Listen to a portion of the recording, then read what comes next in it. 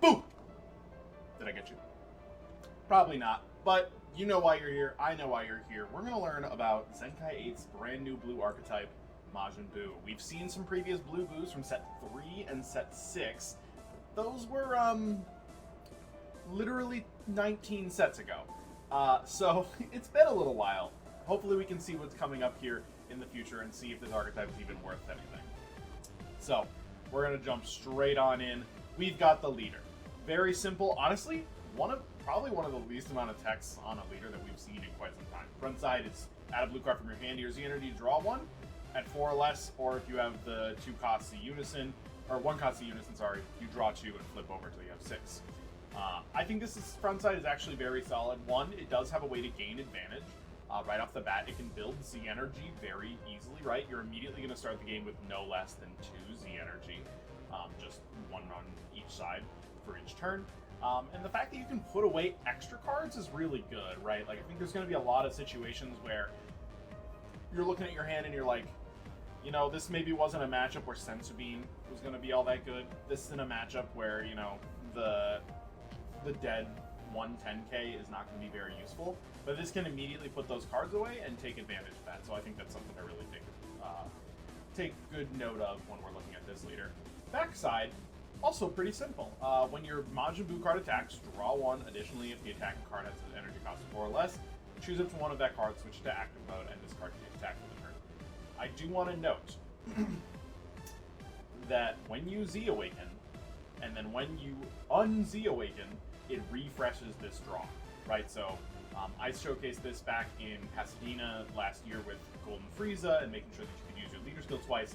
Same thing is going to apply here. So there are ways that you can take off your Z leader, and if you're able to do that, you can actually refresh your draw as well as then restand effects. So let's go ahead and look at those Z leaders that we are really just going to look at. I just put them in order of power level in terms of literal show, canon. Who knows if they're actually going to be that good. So the 3 that we are looking at on our left, the Buccolo, Bootanks, and Buhan, all have the same awakening condition. If you have 2 or more cards in your in your combo area, and you pay a blue and 1 Z energy, you get to Z awaken. So honestly, pretty simple there in terms of getting it to. It does mean that you have to be in a combat, which is a little bit obnoxious to be able to do so, right? If you ever get floodgated out of a turn, it does mean that you're going to have a hard time Z awakening, but that's okay. Buccolo here, once per turn when it's attacked, you can switch in mono blue energy to active mode, and then they all have the same auto at the end of a turn. So you just get to remove him at the end of a battle. That's not great, but it does mean that right there you're not going to be able to sit on a 20k leader forever. Bootanks has the exact same auto to remove itself, but then it has a different one that at the end of a battle for this card, you get to choose one of your opponent's battle cards and place it at the bottom of the deck. So you do get some removal just by the fact that you've attacked, right? Bottom deck of battle card. Solid. Or if he was attacked as well. And then it does immediately, again, remove itself from the game. So Bootanks is the only one that's like a little bit different. Your opponent can't attack your Z unit cards permanent. Pretty solid. That's really good for the upcoming, you know, these big 4-cost ones that we're going to look at in a second. But certainly it's very good for at least protecting some of your early and mid game. The 1 cost, just to make sure that it does stay on board a little bit longer without using removal effects. And then it has the same removal effect of itself, except that it also plays a Majin token, just as a 15k, 0.5k combo power in rest mode. Just one more thing that your opponent has to remove, and if they don't, it's a 15k swing. We take those. Finally, the most important one, we have Majin Buu transformation to true form. You can just pay 2 blue to go over any blue Majin Buu, so if you really wanted to play this, you would still play it in the older blue leaders.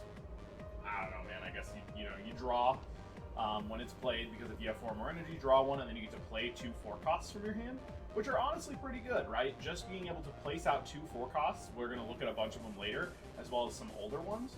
Really not bad. They get 5k for the turn, and then you remove this card at the end of the turn. So you can run a couple of these and get access to several free plays, a draw, and then obviously making those free plays more valuable by giving them 5k. Then activate main for a blue. You can strike as the energy and just stick out one of your other Buu Z leaders, and that's when you actually get to play it right on top. So you get to go, all right, well, I want the effect of, you know, Buu absorbing the strongest rookie, right? Maybe you just want that removal, and then you go, all right, activate main, or maybe not, I guess you can't even get that removal, but you just have to use it. Unfortunately, you do have to cycle through these Z leaders pretty quickly. And you can go into this one, and that's going to be a really great opportunity that you can just go straight into it. So, the in-set 4-cost boost. It looks like I cut off a little bit there, but that's a-okay. So, Majin Buu, Birth of Pure Evil. If your leader is a Z leader, gain double strike. Sure. 20k double strike, and then just limit 1. If your leader is a blue Majin, or I guess is just a Majin card, so you can play it in. No, I don't think. I guess there's like yellow and green Buu as well, so there's a little bit of a option for you. Play this card from your hand, and then when it attacks, you get to combo with one of your opponent's 7 cost or less from their battle area or drop area. Honestly, not bad. It is removal, and it immediately can put it there. And I think one of the interesting things about this deck is that it can take those cards from your combo area and put them into your opponent's Z energy if you so choose to do so for your Z charge action. Being able to do this is going to be really solid, that you could basically force your opponent to have blue Oob online for you to be able to have a simple, effective boss monster, right? Oob is usually only at 1 or 2 because like how, you know, your good opponents aren't going to play into it all the time. This deck can force that interaction and make them have it. The other SR for the set is the Majin Buu Confrontation with a Noble Heart. I really like this card a lot. Honestly, it's super generic as well, but barrier blocker limit 1 on the blocker there, and then limit 1 for a blue if your leader's blue, and if you have a blue Z leader or a Z battle card or a Z card. Ooh. Also Z extra and Z unison is a good thing to note. At the end of a battle where it was using a combo, you just get to play it from your drop area.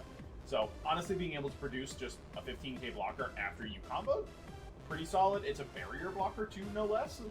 Really good stuff. And then what huge, when it attacks or blocks, you get to combo with a 0.5k from your drop area. And I think this is going to be a really big piece, especially in combination with like your regular front side or backside leader. You can basically build 2 Z energy outright. And so getting uses out of this is going to be really, really solid in terms of like, okay, well, hey, this card's going to build my 2 Z energy, and now I don't have to think about getting Beerus online or making the Deborah Z unison or making a Z extra, right? You can just go straight into these, and you're always going to have that piece ready to go. Likewise, being able to combo with a card outright does mean that all it takes is 1 more card out of your hand, and then you can see Awaken, because you'll now have the 2 cards met. Majin Buu Innate Evil Power here is Deflect. It's just pay 2 if your leader's blue Majin Buu, draw 1, play it.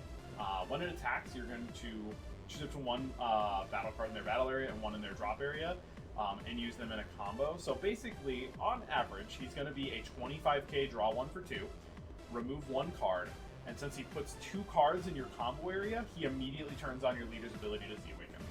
Great. He's also the only one of, not the only one of these, but he's one of them with Deflect. We have Majin Buu releasing the ultimate stored source of power. You can use Majin tokens in rest mode, cool, and combos. When you attack, play a Majin token in rest mode, and then if you have 2 or more energy, blue Buu, draw 1, play it for a blue.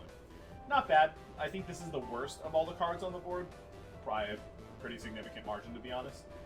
But at least you can see it. And then my pick for one of the best ones is going to be the Majin Buu Rookie Power. It's the simplest one.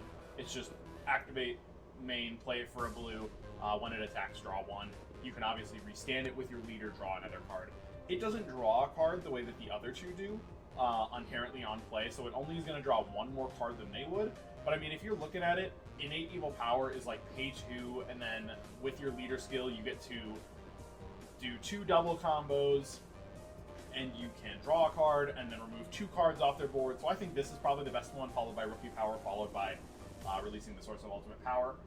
And then the 2 on the left here are a little bit harder to assess. I think both of them might just be at 4, but I could see a world where the regular Super Buu is just at 3, maybe even 2. These cards are technically an archetype, but there's a stipulation. So, Goku and Vegeta Strategy from Within. This card is actually going to be pretty necessary because you just remove his blue Z leader from the game, draw 1, and play it from your hand. Once you've removed that Z leader, you're going to refresh your leader skill. That's all you're hoping to do with it. Transformation. This card, we don't really know what it does. I have a very blurry pick here from the website, but it seems like when it's played, you're going to bottom deck one of your opponent's battle cards, and then activate battle for a blue if your leader is a Z Majin Buu leader, and you place a card from your combo area in its owner's drop area, draw one card, and play this card from your hand. That's not official, but that seems pretty good, right? The fact that you can bottom deck one of your opponent's, I think it's 4 or lesses at a battle speed, that's literally the effect that we just saw in free attack Trunks and Tapion, and that was very, very strong. Bobbity Evil Schemes. When this card is played, look at the top 5 for a blue Majin Buu, 4 or less, add it to hand. That is every Buu in the deck. Everything is searchable. It can't search itself, which is a little obnoxious that it itself is not like a Bobbity and Majin Buu. It is just a Bobbity. But that's because its other effect is really, really strong. So when it's used in a combo for a Spirit Boost, you can combo with another card with its skills negated. So basically, you can just give up one card to, get 10k combo power for a Spirit Boost, or obviously turn on all your combo 2 effects. Finally, we have Escape from Subbase. The activate main on the front, or on the first part, is actually pretty good. It's just 1 for 2 cards. That's good, right? It's basically the same thing as a cantrip. Unfortunately, it is a extra card, so it's not actually comboable. But I think the activate battle is actually really solid. So it's limit 1 if your leader's a blue Buu. You get to combo with 2 battle cards from your opponent's drop area for the turn with their skills negated. I want to note that if you're playing against like green or a deck with multicolored super combos, there's a very good chance that this card reads as a 1 energy 20k combo. It's not guaranteed. Sometimes it's going to combo with 2 10ks, sometimes most of the time it's going to be 2 5s. But even just then, getting a 1 energy for 20k is really high value, right? That's as good as it gets in terms of energy to combo power. Z Unisons. We'll start with the easy one, Majin Friendly. Oh, look at him, he's so cute. Look at that dog is gonna get shot by a hunter. Aww. So it just reduces the Z Awaken by blue, which is great. And then if you have 2 more cards in your combo area, activate Battle, draw a card. So it's gonna help you recoup that cost, because a lot of times you get 1 free combo and then you go, all right, here's a card, go back. Or if you use like the innate Kid Buu, then you get to go swing, combo with 2 cards, just outright draw a card once per turn on both players' turns, which is really, really solid that you can just recoup that. I worry about its ability to stay on board because of the fact that it does have a really hard time maintaining markers. It's, a 1 cost, it +1s, and then if your opponent just attacks it, whoops, there it goes. But we'll see. And then the other one is a little bit more generic, but it is really, really strong. The Deborah Stone Transformation Nightmare. All of the Bojack players are rejoicing. I'm really excited about it. I don't know if it's going to save the deck, but it's very, very good. So, dual attack blocker, skill drain on your opponent's turn. When your opponent attacks, that card can't attack. And then activate main, you can just -1. Ignore barrier. Get rid of a card and then resend an energy at the end of the turn. I think that's going to be really solid in terms of barrier removal. You could, in theory, replace Beerus in a lot of your decks just with this card in your Z deck. We'll see if it actually ends up happening, but I think most blue decks will just play this as the default. Hey, here's an extra card that can do something. We're going to look at some old synergies now. So this card is the most important one, I think. Probably the one that you'll definitely be playing it for. This is from the anniversary box, I think 2 years ago. Just discard it for a top 7 for a blue Buu 4 or less. Hey, guess what? That's every card. And you can place up to 1 card among them in your drop. So if you're siding into Koitsukai's or Baby Bitter Revenge, you can take those cards out of that top 7 and immediately dump them, meaning that you don't have to draw them. Likewise, that means you can also do the exact same thing, where if you see another copy of this or something and you don't really want to draw into it, just dump it and it deck thins for you, which is really great. And then when you play a Buu card with an energy cost of 4 or more from your energy, you can play it. Probably not going to happen, but you certainly could do something, and then it has a regenerative auto here to bring itself back. So most of the time, you're just going to use this as a way to find exactly the Buu that you want at any given moment, but it's really, really just solid stuff. Some old synergies that might be looked at. Buu Make You Cookie, negate the attack. If your leader's a Buu, you can discard a card and slurp up a 3 or less underneath them. Not great. It's like fine, right? Because there are a couple 3 and less battle cards that matter, but there's not enough that I think it's going to make a large difference, especially at the fact that you do have to discard a card. It's still a negate, so right, if you just played it at like 2, it's like, hey, well, this alongside, the Dimension Magic, you're just running 2 more 1 energy negates. That's not so bad. And then it has the upside that if they play something small, you can get rid of it. Dawn of Evil, on the other hand, is a really good card if we had more targets. We're going to see if we're actually going to play them. So basically it has a limit 1 on that activate main. That's what the auto is. He'll search top 10 for a 3-cost Boo. If you find something, you'll restand your energy. That's okay. It's not great. We don't play a lot of 3 or lesses unless we forcibly play cantrips that we want, or if they come out with like a blue Boo super combo that they're just hiding from us, I guess. So we'll see about it.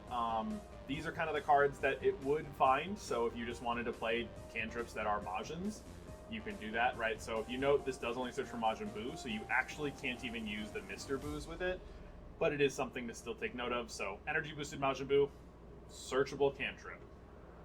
I think that's really all you care about. Mr. Buu is better, so it's a top 5 for a blue Majin or Buu card that costs 6 or less. So this means that you get access to a lot of different Earthling cards. So if you're playing like Shupilaf Mize and stuff, you can find those with this card. Likewise, being able to find any Majin card means it can find itself, because Mr. Buu, while not Majin Buu, is still a Majin. So he does get there. The other effect does not matter. The Mr. Buu in disguise is just literally a worse version of the energy boosted Majin Buu in this deck, but it's funny because look at them. These cards are really great. I don't know where they're going to fit in, if at all. So Demonic Invasion Buu is just if a 6 or more is removed, you play it from your hand. That's it. 30k. Ultimate Evil Buu, big ass triple strike. You pay a blue, discard 2, evolve on a 5 cost, and then it's like 30 or 60k triple. That's pretty good. Note that they didn't print any 5 or mores. We'll see. And then Mr. Buu Mischievous is just a negate on a Majin card. That's kind of like the only thing that it's there for. It's probably not going to be played at all, though. Old Energy Manipulation Archetype. If you wanted to force some of these cards in the deck, you probably could. Basically, it's just to make sure that, hey, you know, there are a couple of these things that really aren't bad. So, like, Majin Buu Revitalizing Absorption could let you play the Ultimate Absorption Buu, which is a pretty strong triple strike. You know, it's going to dual attack, eat 2 cards, and then be 35 triple. Like, that's really not bad, right? Like, and you get an energy back to active mode. You're going to go do for 3 total energy as 25 triple dual, remove 2 things. Not terrible. And you get to draw a card off of the 1-drop there. Prodigious Absorption Majin Buu. I think this card is worth playing, if only because the Kid Buu Zealier can play it for free.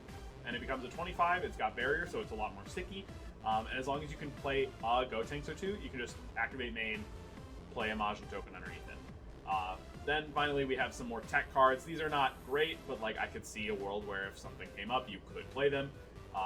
Prelude to Villainy is just Self-Awakener, burst 3, pick up a life, and then you can actually swap him with a Buu in your energy, which is not terrible, right? So you put him there and then you add the card in. So like he can basically be a cantrip in that sense where he adds the card back. It's basically a pay 1, add a life, and then you can fix your energy a little bit. And then unadulterated Evil Majin Buu is just pay 2, you can just add it a blue Majin card. If they make a super combo, it could in theory be worth it, but it's really probably not. And that's really all we have. So I hope that you guys are going to look into more of the Buu options out there. I think the deck is really solid. I don't know if it's quite meta contention. I think it has a lot of potential draw power, and it could do a lot of removal. But it is a huge engine, and the cards themselves are not very threatening, right? There's not a lot of keywords on there. Obviously, there's the double strike on the 1, an effective dual attack from like the leader. But the numbers are still pretty small, right? They're going to be a lot of 15s, 20s, 25s. Like, we don't have like a big old 30k like double strike that can't be negated or anything like that. I think one of the deck's best strengths is being able to run Oob at 4. Very thematic in that sense, where if you can just put out some of their cards into their Z energy, well, guess what? Now you can force Oob to be online, and he just makes for such a uniquely strong boss monster that you can really set yourself up for success. So with that, I hope that you guys have a wonderful day. And boo! That one definitely didn't get you.